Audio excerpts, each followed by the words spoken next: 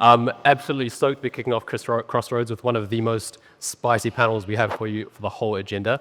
When I look at all these guys here beside me, I can't think of 4 people who were better equipped to talk about MEV on Solana in this day and age. So guys, first of all, thank you for coming. And can we just go down the line and you can all introduce yourselves and the project you're here representing, please? Yeah, sure. My name is Nitesh. I am the founder and CEO of DFlow. DFlow builds a low latency, high precision Solana DEX aggregator. Prior to DFlow, I worked in high frequency trading. Zano, CTO and co-founder of Jito Labs. Jito runs on 90% of the network, and we build MEV software. I'm Ben, co-founder of Temporal. We're an R&D firm on Solana. We run a lot of validators. We do a lot of pretty in the weeds, technical research type work in Solana, like including a lot of stuff that's quite MEV adjacent. My background's all high frequency trading, kind of, defected, went to DeFi land from TradFi, and yeah, kind of just having fun in the space now. Cool. Hey guys, my name is Edgar. I work on a project called Paladin. We build a Solana client that helps validators earn more in block rewards, helps mitigate sandwiching, helps with transaction priority. Fantastic, thank you guys. So I want to start with a bit of context. MEV mitigation has come a really long way in the last 18 months. When we started, it wasn't really present at all, and people were getting sandwiched left, right, and center. We've come very far, but at the same time, in the last 30 days alone, an estimated 72 MEV operators have extracted 25,000 SOL from over 82,000 traders. These numbers might seem scary, but even 4 months ago in January, it was 4 times higher than that. My point being, why is MEV still such a big threat in our ecosystem when we have so many tools against it? We have platforms like Paladin that are working to mitigate that. We have MEV-free swaps on Camino. Jupiter's doing a lot of mitigation work. Why are we still here talking about MEV? Nitesh, I'll come to you first. Yeah, I think the core of the issue is there's no single way to mitigate MEV. It's a multi-pronged problem, and it has a sort of a multi-pronged solution. And on a truly decentralized network like Solana, it's difficult to actually implement those solutions. There's a lot of R&D work that needs to happen at sort of the network and metal layer of Solana, so multiple concurrent proposers, all the way up to application level stuff, so better AMM design and things like that. So it's just a difficult coordination problem, takes time to solve. Zano? Yeah, I would say MEV is the emergent property of any public blockchain. I wish we never coined the term because I think there's so many negative connotations with it, and it just is a thing that exists. I would say what we want to do is give users the best pricing relative to sexes and other venues. And you do that through a couple things. I think main thing is transaction privacy. And then other thing is something like what Nitesh is building, which is intent-based systems. Yeah, I mean, I'll definitely echo what Zano said. It's honestly a terrible term. I don't think anyone hates the term miner or maximal extractable value more than our lawyers do, because it may sound evil and sinister, and God forbid you want to get adoption for DeFi when you have a bunch of sinister bots that are supposedly trying to rob a bunch of money from retail. That's not really what's happening, right? In any market, there's always going to be inefficiency, right? And how that inefficiency is corrected and captured in a space like Solana, right, it's going to be MEV. It's going to be traders on chain. Right now, we don't necessarily have a market structure on Solana that's conducive to users getting good fills, say, compared to TradFi, right? I think there are definitely scenarios where users can get better fills, better prices on Solana than they would TradFi. But, I think in many scenarios, Binance, OKX, the centralized exchanges are still going to have the edge, right? Which is fine, right? TradFi is a really efficient system. It's been around for a long time. DeFi is relatively new, and, these are a lot of new problems that I think the original designers of, DeFi probably didn't anticipate, right? So, I think many years later, we have a way better understanding of these problems, and I think Solana especially is on the right track to fix them. We have people working on better dexes. We have people working on multiple concurrent proposers. We have a lot of people doing pretty creative types of market making that are leading to better fills for users. So like, I think we're on the right track, but there's no magic bullet, right? Anyone telling you they have a magic bullet to MEV is, I mean, they're probably just lying. Yeah. Yeah, I mean, I totally agree with these guys. I think it sticks around the term because it's so abstract, right? Because the marketing for lack of productivity, I think in this case has been so good, right? Like the dark forest sounds very sexy, sounds very mysterious. I think in reality, like, MEV has been evolving, through Solana's journey. I think it'll continue to evolve in its nature. I think it's good to see, more players across the whole Solana stack start tackling the problem, right? And I think that coordination problem, to what Nitesh mentioned, I think it's going to continue to be really, really important, especially as we play around with, multiple concurrent leaders or multiple concurrent proposers. Those types of solutions, in order to work, are going to require effort at both the core level and at the protocol level for developers who are building apps on top of the blockchain. Okay, so we've mentioned multiple concurrent leaders there. And Benjamin, you said that there is no magic bullet to MEV. Yeah. Some people have claimed that maybe MCL could be the thing that actually done. It's solved, we've got it. Is there value to that? Is there any risks with MCL that people need to be aware of that they might not know? Yeah, I mean, I don't think MCP alone is a magic bullet, right? Like, I think it's a piece of a larger puzzle, right? Like MCP on its own still will not magically make, DeFi more efficient than CeFi, right? The truth, is MCP enables a lot of properties that then dApps and, projects on Solana have to know how to properly take advantage of to create a system that leads to better fills for users, right? So, it'll create a market structure for order books that naturally favors makers, right? Which, without getting into that too much, is probably a good thing, right?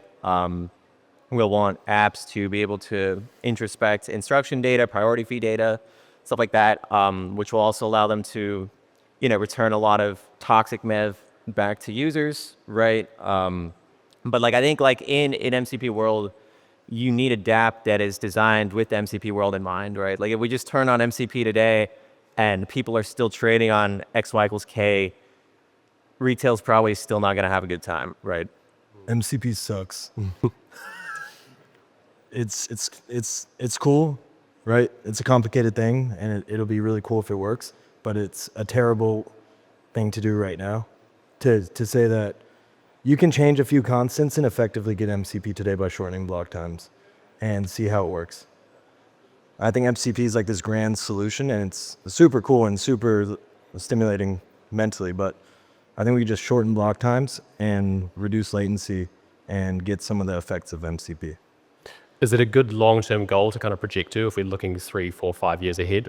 Is it a case of it will be good, but we're not there yet, or do you think it's? I mean, there's so many nuances with it. It's hard to tell. I think it's a decent thing to try out, or at least. But it is, like you said, it's a 3 to 5 year type thing, and we're talking about it today as if people think it's going to get shipped in 6 or 12 months, which is not going to happen. We can change a few constants and just shorten block times.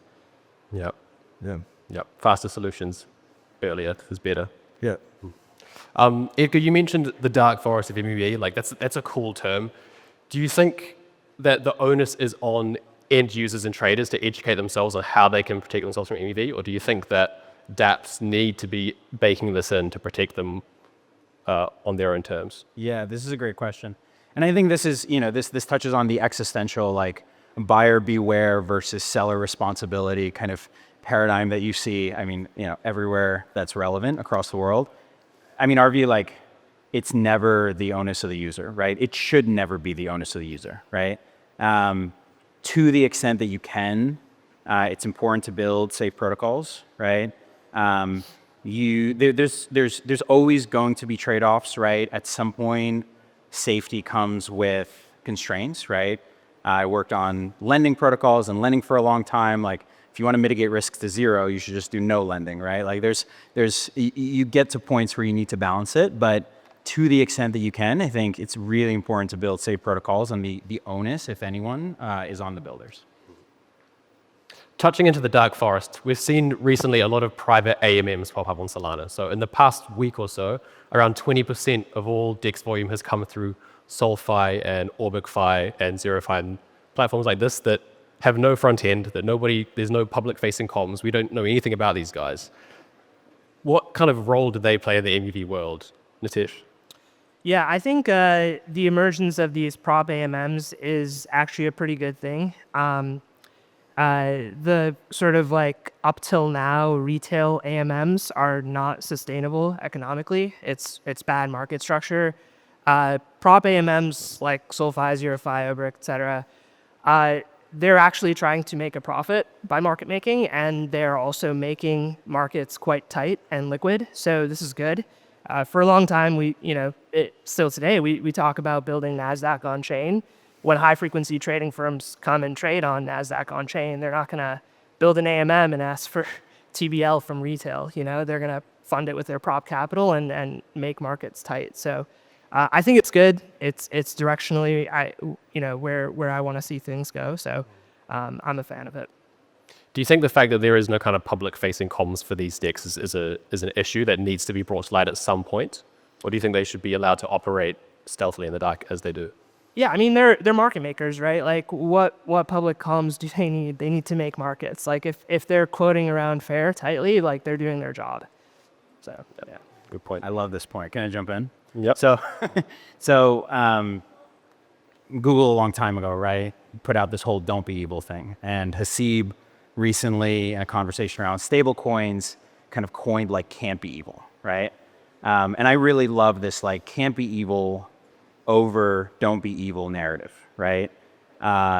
Human reputation, trusted systems, these are all things that are more relevant as the underlying technological infrastructure is weaker, right?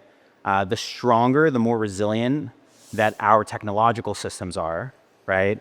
The less we need to rely on things like human reputation, which, at the end of the day, right, like we are a population of humans, at least until AI start coexisting with us. And so trust and reputation will always be relevant. But it's that chase to build more technologically resilient systems that allows us to say, look, like we can care less about who these guys are because they are technologically confined to a certain set of behavior. And I think it's pretty powerful. Yeah. And at the end of the day, if it brings tighter spreads and it brings greater liquidity, that means that people get better value on every trade. That's a win for the entire ecosystem, is it not? Yeah. Yeah. Going to switch gears a bit. Solana's got a huge update coming. We all know about it. FireDancer is apparently going to send us to 1 million TPS, which is great. What impact will FireDancer have on MEV? Zano?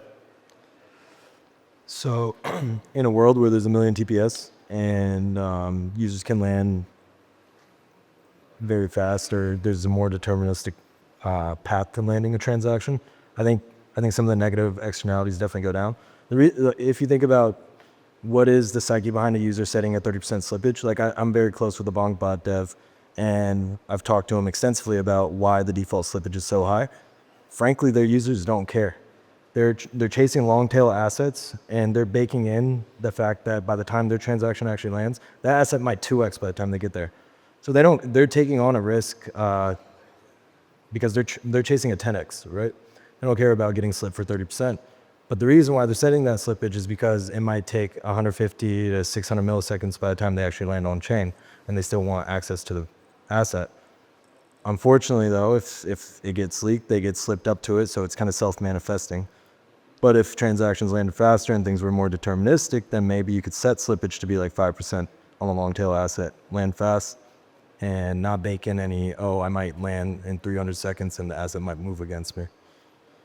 Okay. So reducing latency and increasing bandwidth actually solves some of the negative externalities. Yeah. And is increasing block size the fastest way for us to get there at the moment? Yeah. Yeah.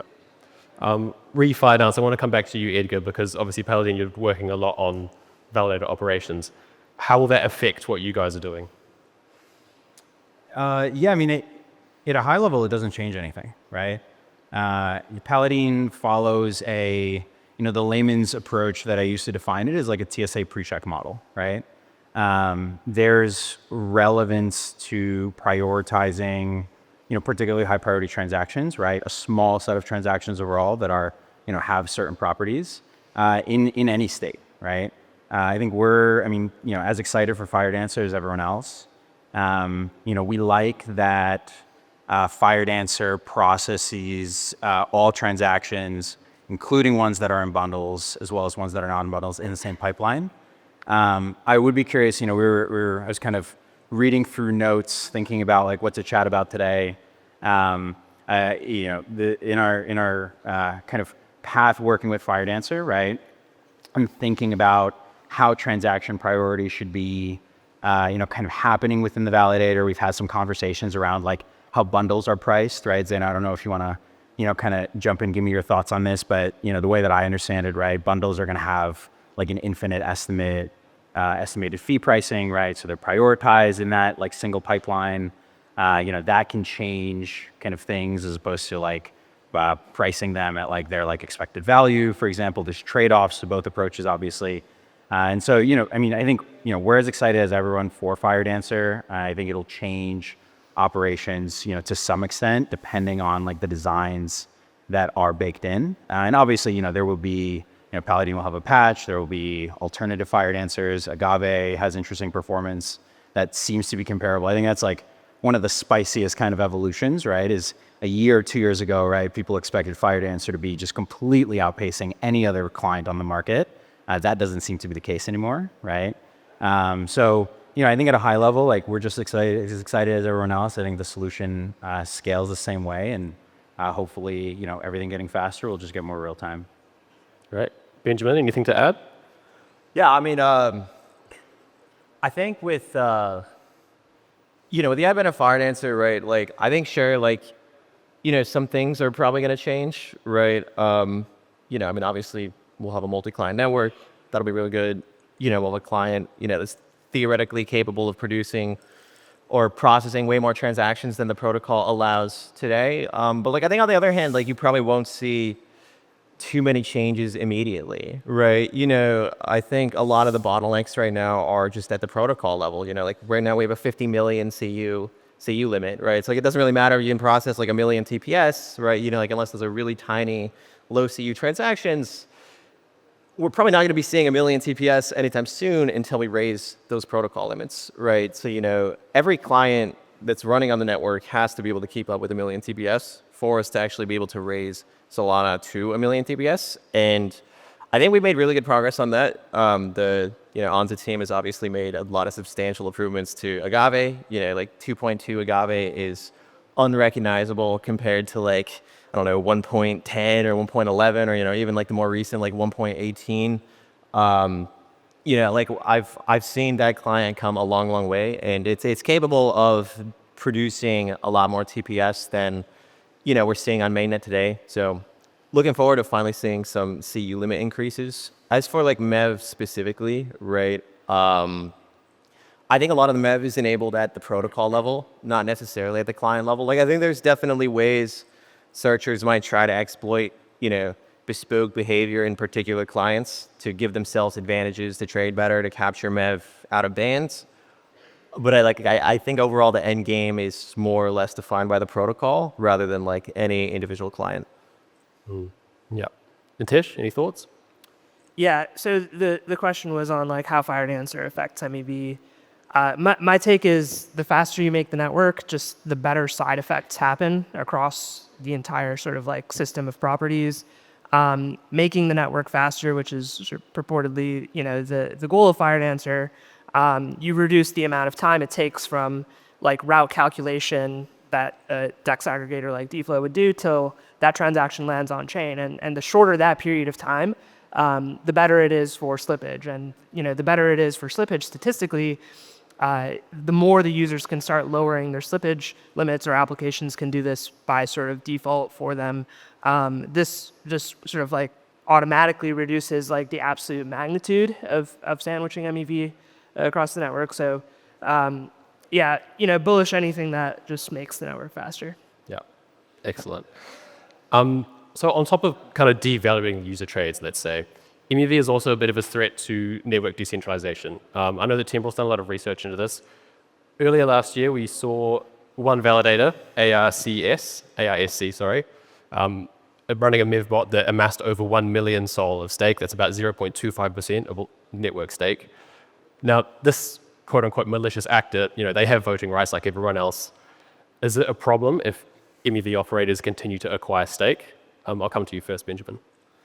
Yeah, I mean, like, I think, I mean, every validator is obviously, you know, somewhat at least selfishly incentivized to make the most money possible, extract the most money as possible. Like, I think you kind of have to just assume that's what's going to happen in like a trustless environment like Solana, right? You have validators all over the world. They're all in different jurisdictions, you know, all operating by different rules, many just completely outside of the law, right? And I think the goal of, you know, DeFi and, you know, decentralized finance in general is like, how well can we do, you know, without any concrete rules like regulations or laws? How well can we do, you know, just in the field or like just on the basis of like smart contracts, you know, cryptography and like trustless systems, right? So yeah, I mean, naturally what you'll have is you're going to have a lot of people that go, you know, full max extractive. You know, they're going to try to sandwich everyone because, I mean, that's, I mean, in some ways what they're incentivized to do, right? You know, like, I don't think every validator should be doing that. Like, I think, like, it's obviously toxic MEV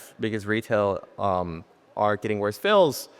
But, like, from, like, an overall network perspective, like, if you only have some validators that are, you know, max extracting, and you have other validators that, you know, they're like trying to be good, you know, I'm going to try to like drop sandwiches, right? And like, there's like a lot of validators that try to drop sandwiches. It's like pretty hard in practice. Like, you'll see even that biggest sandwicher, I mean, like, they're sandwiching like largely like outside of Jito now, right? And like, you know, outside, you know, Paladin as well will claim to like drop sandwiches by just like dropping front run bundles. You know, Jito does something similar with their, you know, Jito don't front, you know, 111, right? Just like an account, you can add any transaction to stop your transaction from getting front run. And then you'll kind of just see what we have now, right? Is you'll have just sandwiches happen, you know, out of bands, not in the form of a bundle, but, you know, validators will abuse their, you know, privilege to see transactions first via their TPU. They'll just front run them out of band. That ends up being pretty bad for users too, right? So, I mean, obviously it's going to be centralizing if only some validators are doing it, right? So like, you can democratize it, right? But then, you know, more people will probably get sandwiched, but then the network won't centralize at least. But I mean, like, neither of those are particularly good options, you know, and like, I think we've debated a lot which of those options are better in like the present day, and like probably will continue to. But I mean, I think long term, you know, we just need to change the game. So instead of being left with two bad options, you know, maybe we're actually left with a few good ones. Zano, any thoughts? I think you. Yeah, I mean, we had a mempool, right? Jito had a mempool that we were running. We shut it down March 2024. Right at the height, like, we were making the most money we had ever made. So was the network, but it was all just from exploiting users. Everybody was getting sandwiched. We didn't think that was the right way to go, so we shut it down. Now we're here where there's private mempools spinning up. This is not a good place to be in either. Arguably, from my angle, it's a better place for me, just like on a personal level. But I think we're working on a solution in the background. I think the ultimate solution is really like what some of the Solana core engineers are working on, what Firedancer's working on, which is making the chain faster, things like that. Some DApp level, some of the stuff Nitesh and others like Drift is working on. And then I think the last piece of it is transaction privacy. So you need like cryptographic guarantees that your transaction just can't get leaked. And that's sort of something that we've been thinking a lot about. So touching on mempools, we have seen a lot of private mempools kind of operating outside the network itself. How do we mitigate this problem? How do we discourage people from setting up private mempools? Well, you have the power through stake today, right? If we can deterministically label validators that are spinning up private mempools, which is a hard problem, but you can get like probabilistically close to it. You can use your stake as a force of good. Stake pools can then unstake. Stakers can move stake around. And the problem is we have a lazy staker problem today. And then also it's a little bit hard to label validators spinning up private mempools. It's not impossible. But yeah, I mean, you can use your stake as a force of good today. Is it, in many ways, is it too much to trust someone to use their stake for a force of good if they could get better yield going somewhere else? Yeah, I mean, you would hope that like people that are staking would be long-term looking. You know, the asset you're holding, the asset that you're staking will go down in price if everybody leaves the chain because everybody's getting sandwiched. But I don't think everybody understands that game theory. So I don't think it's enough, but I think stake pools are large enough to kind of move stake around and unstake. Nitesh, any thoughts there?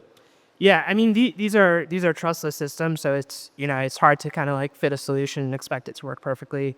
I'm fairly big on the application and sort of like user space protocol design as like the whiteboard to concoct a lot of the solutions on. Like it is pretty easy to build a popular protocol that is just very leaky in terms of MEV.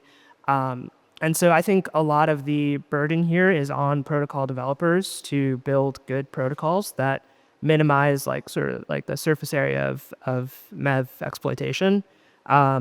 Things like conditional liquidity, things like sandwich resistant AMMs, these help. Yeah. Yeah. Edgar, thoughts on how can we discourage private mempools? Yeah, totally. I think the answer is economic incentives, right? Now, obviously, that's abstract. That's much easier to say than to implement. Validators you can't stop validators from running private mempools. Validators can always send transactions to, wherever they want, obviously to some technological constraint. They can unbundle bundles and rebundle them, right? We've seen that happen. There's really, it's hard to, come up with like a silver bullet, as we've mentioned. I think that making it less economically attractive is generally pretty powerful, right? Because especially in trustless systems, like you should expect people to act in line with their economic incentives. Now, in the meantime, as we like chase that, holy grail, right? Working with stakers to stake to good validators, ones with high reputation, there's value there, right? Working with, DeFi developers to build resilient protocols, there's value there, right? At the end of the day, like this is really like a massive orchestration problem. But economic incentives is kind of like the core principle I follow. A lot of talk has been around blacklisting malicious validators. I know that Jito has a governance proposal at the moment dealing with this. I think Marinate's recently done one as well. Is blacklisting malicious validators just kind of a temporary band-aid solution because they could just move that stake somewhere else and fire up a new validator and continue exploiting? Is blacklisting a useful tactic or is it kind of obsolete? Yeah, I mean, a lot of the solutions, like these short-term solutions, are whack-a-mole. You're just trying to buy some time for a couple months till you ship something that's more long-term looking. Yeah, so like you said, validators can just spin up a new thing and then they get caught again. You blacklist them. I mean, we tried stopping like front-running in the block engine, sandwiching in the block engine, and then searchers started getting more sophisticated, like doing probabilistic sandwiching, doing all sorts of funky things like moving tokens around different accounts within the bundle to obfuscate it better. So a lot of this stuff's duct tape. It's good duct tape for a couple months. Yeah. If it's effective and it gives us more time to kind of build better solutions, it is worth doing. Yeah. So in the beginning, we talked about maybe we've misbranded MEV. Maybe we've kind of given it a really negative name. We talk about, sinister extractors and things like that. But I want to propose an alternative that if I go to make a trade and I set my slippage at 2% and someone comes in and takes that kind of 1.5, if I've agreed to pay that 2%, am I a victim? Is this really extractive if I'm kind of accepting that this is going to happen and I let it happen? Well, by US law, you are, right? Okay. Like you did not get the best price that you could have gotten. What's the name of that law? It's Reg NMS. You're right. So if you're within like the United States, then yeah, you shouldn't be doing that. But philosophically, I see where you're coming from, and I do feel for that camp. The problem is like dApps set the default to be high. Like these Telegram bots set it to be very high because they know what their users want. Yeah. These users don't really give a shit sometimes. They're looking for a 10x. They don't mind losing a couple percentage for that. And that kind of comes back to what we were saying about the onus being on dApps and operators to protect people. And if they just let that slippage go to 10%, they're not really protecting their users. Yeah. Right. I can go further and just say like this is not actually the intent of the user when they sign transactions that have 2% slippage. Like they want a market order, they want it to land at like a reasonably good price. I don't think they're agreeing to like sort of be stolen from, which is what sandwiching is. So it's probably just sort of like a misalignment in expectation between what the user wants and how they can actually express it. Excellent. So wrapping things up, in your final words, where does the future of MEV go from here in 2025? What should we be focusing on most? Yeah, I'll kick off. So I think it's full stack solutions, all the way from sort of like consensus, transaction propagation across the network, all the way up to protocol design, and then sort of like client-side applications, how they interact with the network. Really, you got to focus on the whole thing. Yeah. Yeah. Zano? Transaction privacy and IBRL. We need a lot more censorship resistance. We need to curb the proposer monopoly. It's largely problematic. A market where users always get the worst fills possible is the definition of an inefficient market. So if we want to see more efficiency, eliminate the proposer monopoly, increase censorship resistance, and let's ship some dApps that are more innovative than X, Y equals K. Definitely agree with full stack solution. I think we need a coordination, this coordination effort that's been happening, we need to keep it going. It's good to see more competitors, more alternative solutions pop up across the stack. Hope we can keep, encouraging that. Yeah. Excellent. Well, thank you all so much, guys. It's been really, really great speaking and picking your brain about some of these really complex topics. Thanks again for coming, and IBRL. Thank you. Thank you.